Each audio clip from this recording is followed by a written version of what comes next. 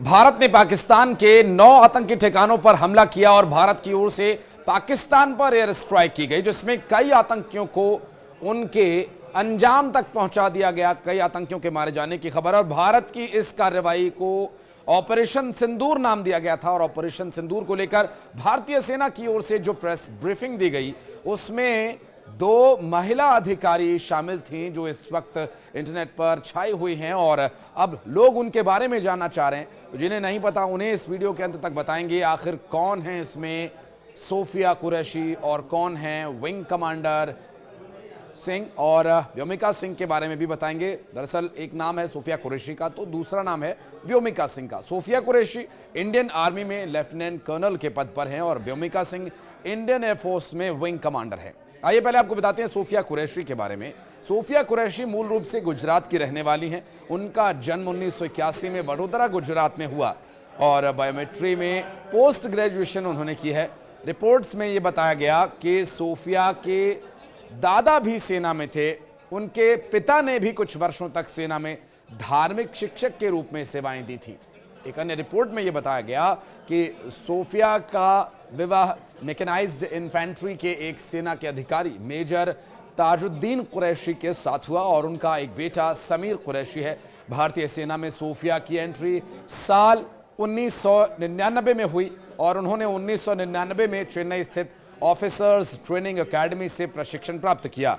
इसके बाद सोफिया ने सेना में लेफ्टिनेंट के रूप में कमीशन प्राप्त किया और साल 2006 में सोफिया ने कांगो में संयुक्त राष्ट्र शांति स्थापना मिशन में सैन्य पर्यवेक्षक के रूप में सेवा भी दी। वो 2010 में शांति स्थापना अभियानों से जुड़ी रही। पंजाब सीमा पर ऑपरेशन पराक्रम के दौरान उनकी सेवा के लिए उन्हें general officer commanding in chief यानी GOC इन सी यानी प्रशंसा पत्र भी दिया जा चुका है। और तब पूर्व भारत में जो बाढ़ राहत कार्यों के दौरान उनके उत्कृष्ट कार्य के लिए उन्हें सिग्नल ऑफिसर इन चीफ का प्रशंसा पत्र भी मिला था। उन्हें फोर्स कमांडर की सराहना भी मिली और लेफ्टिनेंट कर्नल सोफिया कुरैशी उस समय भी सुर्खियों में आई थी जब उन्होंने एक बहुराष्ट्रीय सैन्य अभ्यास में भारतीय दल की अगुवाई की थी।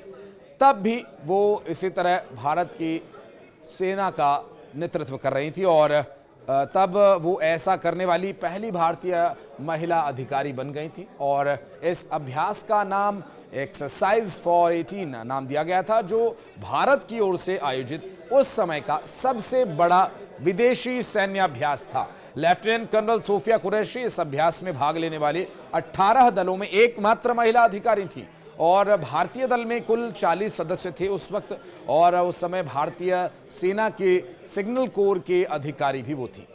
अब बात करेंगे विंग कमांडर व्योमिका सिंह की।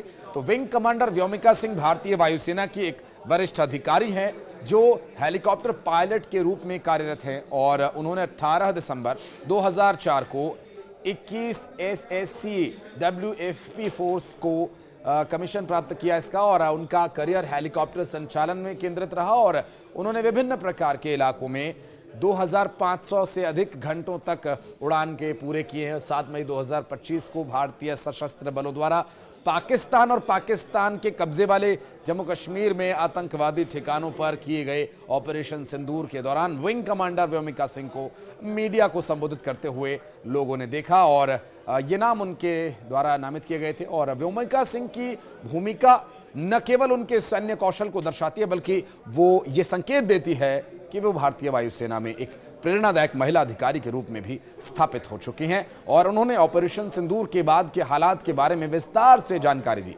इस प्रेस कॉन्फ्रेंस में सबसे पहले एयर स्ट्राइक के लिए जो 2 मिनट का एक डॉक्यूमेंट्री वीडियो था वो प्ले किया गया, जिसमें साल 2000, 2001, 2008, 2016, 2019, 2025 के उन आतंकवादी हमलों का जिक्र किया गया जिसमें भारत ने 350 से ज्यादा सिविलियंस को खोया था और कई हजार लोगों के घायल होने की उसमें जानकारी दी गई।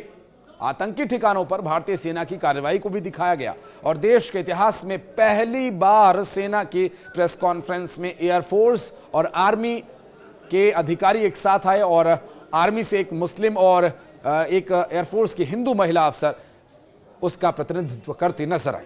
आर्मी के कर्नल सूफिया कुरैशी और एयरफोर्स से विंग कमांडर व्योमिका सिंह ने ऑपरेशन के बारे में जानकारी दी और पहलगाम में धर्म पूछकर मारने वाले आतंकवादियों को इस प्रेस कॉन्फ्रेंस से भारत ने एक बहुत बड़ा संदेश दिया है। धर्म पूछकर मारने कहां किस निचले स्तर तक ये आतंकवादी जा चुके हैं, उसका ये जवाब भारत की तरफ से दिया गया और वो ये कि यहां धर्म पूछकर नहीं, कर्म प्रधानता मायने रखती है। और पहलगाम में कायरतापूर्ण हमले में मारे गए परिवारों के बारे में इन दोनों ही सैन्य अधिकारियों ने संवेदना प्रकट की और उसका बदला लेने के बारे में पूरी जानकारी दी। इसमें परिवार के सामने लोगों की हत्या किए जाने को कायरतापूर्ण बताया और लोगों को सिर में गोली मारी गई बचे हुए लोगों से यह कहा गया कि वो इस हमले का ले जाकर संदेश अपने प्रधानमंत्री को दें और यह हमला जम्मू कश्मीर की अच्छी स्थिति को प्रभावित करने के इरादे से किया गया था। और इस पर विदेश सचिव विक्रम मिस्री ने भी जानकारी दी।